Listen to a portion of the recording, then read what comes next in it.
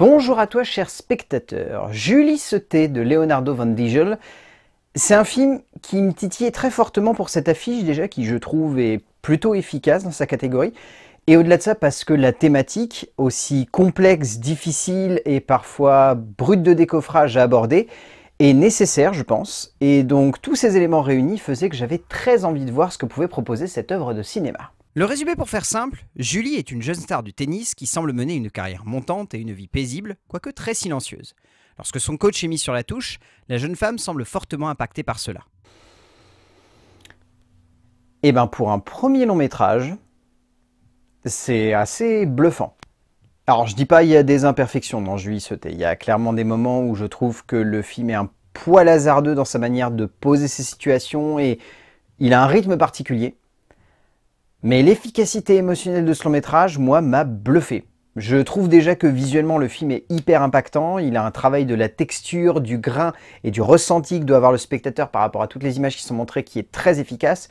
Au-delà de ça, je trouve sa narration particulièrement bien construite. On sent que Van Dijel a vraiment des idées claires en tête, qu'il a envie de créer quelque chose de à la fois très spontané, en même temps très réfléchi dans la tête du spectateur, qu'il a envie d'amener des situations de manière très violente et que derrière la réflexion elle soit tout de même poussée, qu'elle incite le spectateur à soit se plonger à la place de Julie, soit essayer de remettre un petit peu en perspective tout le contexte qui l'entoure. C'est un film qui est dense sans jamais être étouffant en fait dans sa densité. Parce que Dieu sait qu'il y a des films qui parfois posent des situations, et je dirais pas se perdent, parce que ça sera un petit peu vache pour ces longs métrages, mais hésitent en fait à construire ou correctement amener des éléments qui pourraient sembler évidents, mais qui ont besoin d'un certain placement pour faire en sorte que le spectateur derrière se pose les bonnes questions et du coup comprenne de la bonne manière ce que le cinéaste a envie de nous transmettre. Et ici, il y a une efficacité, il y a une radicalité, il y a une simplicité qui rend le tout à la fois très épuré, et dans cette épure, on sent que le cinéaste parvient à complètement s'épanouir et à proposer au spectateur quelque chose où à la fois il se dit « je sens émotionnellement qu'il y a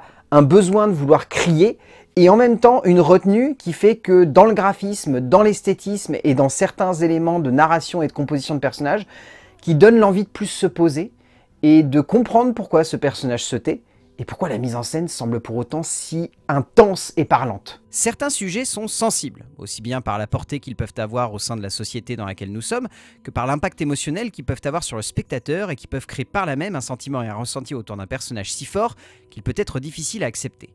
Leonardo Van Dijel nous offre un moment de cinéma très à fleur de peau, une œuvre extrêmement intense dans son approche du silence face à l'inavouable, pour une jeune femme qu'il traite avec énormément de justesse et de sobriété, malgré un pathos par moments un poil forcé, mais qui résonne tout de même comme impactant et comme évocateur pour le spectateur. En termes d'écriture, le scénario est composé par Leonardo Van Dijel ainsi que Ruth Beckart. Je trouve que dans cette écriture, il y a à la fois beaucoup de choses et en même temps, il y a, comme je l'évoquais au début, une certaine simplicité. On sent que les deux auteurs n'ont pas envie de se perdre en fait dans une narration qui aurait tendance à vouloir trop multiplier les points de vue et peut-être un peu trop mêler le système à quelque chose qu'ils ont envie d'avoir plus humain. L'objectif est de traiter cette histoire à la hauteur de Julie. Donc, l'idée est de ne pas amener trop, on va dire, de relief par rapport à ce club de tennis et par rapport au côté hiérarchique de ce qui pourrait se passer lorsque une personne est accusée de ceci et qu'une personne a envie ou non de parler. On sent que l'objectif, c'est plus de se dire, cette jeune fille, elle est au milieu de tout ça. Qu'est-ce qu'on doit lui faire dire alors qu'au contraire, elle veut se taire ? Qu'est-ce qu'elle doit transmettre au spectateur d'un point de vue émotionnel pour que le spectateur, pendant la majorité du scénario, se dise « cette jeune femme est l'élément clé de cette narration et pourtant elle décide d'être en retrait. Elle décide de faire comme si de rien n'était, alors que tout le monde semble lui ouvrir des portes en lui disant « vas-y, parle ». Et c'est intéressant justement de questionner ça, de questionner cette espèce de loi du talion qui parfois est évidente pour certains et que d'autres ont envie d'envoyer valser, et le questionnement de ça, de cette logique de pourquoi une personne décide de ne pas parler à un instant T, c'est ça en fait qui drive l'écriture. Et c'est ça qui incite les deux auteurs à se poser beaucoup de questions et à nous transmettre ces questions pour qu'on y réfléchisse en même temps qu'eux.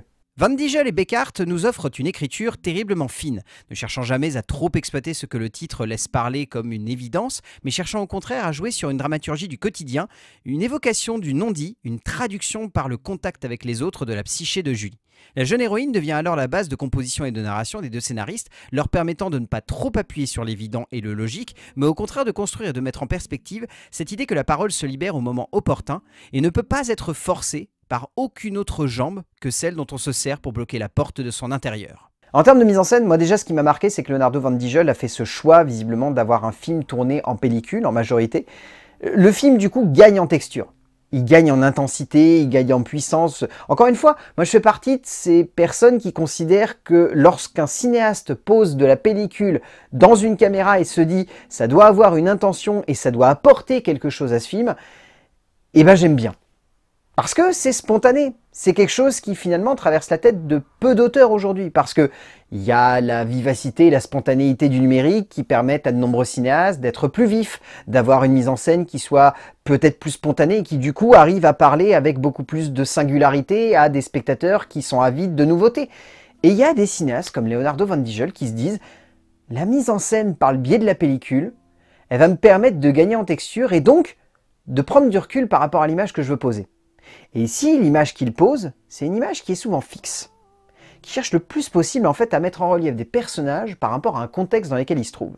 Et moi, ce qui m'a beaucoup parlé dans son métrage, c'est cette sensation que le rythme est particulièrement dilué dans l'ensemble de la narration. On a l'impression d'être perdu dans un espèce d'instant où la mise en scène s'efface pour mettre en scène plus des personnages dans un cadre. Et je trouve ça fort, parce que du coup, l'objectif, c'est de mettre Julie en relief par rapport à ce contexte. De construire un film qui se veuille être la représentation du regard d'une jeune femme dans un endroit où elle doit prendre une décision et où elle a du mal à prendre cette décision.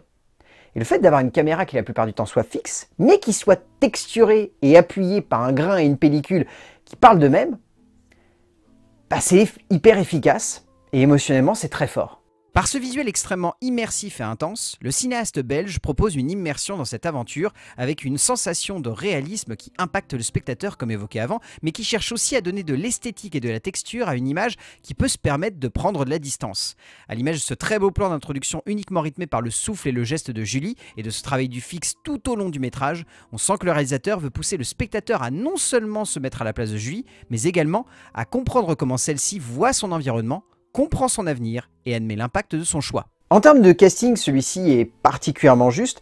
Je trouve notamment que la co-scénariste Ruth Beckart est très bonne dans le rôle de Lisbeth. Cohen Debout, Claire Bodson, Laurent Caron, Juliette Dehousse, Stéphane Gotha, Pierre Gervais, enfin tous ils sont vraiment excellents. Ils arrivent à incarner des protagonistes qui parfois sont très peu de temps à l'écran mais doivent impacter le spectateur et ils arrivent très bien à le faire.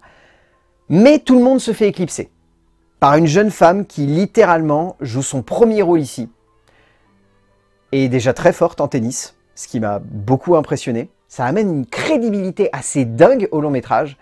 Et au-delà de ça, je l'ai trouvée parfaite dans un rôle qui est pourtant mais d'une immense complexité et d'une densité qui pourrait faire perdre beaucoup pied à des acteurs, mais pas elle.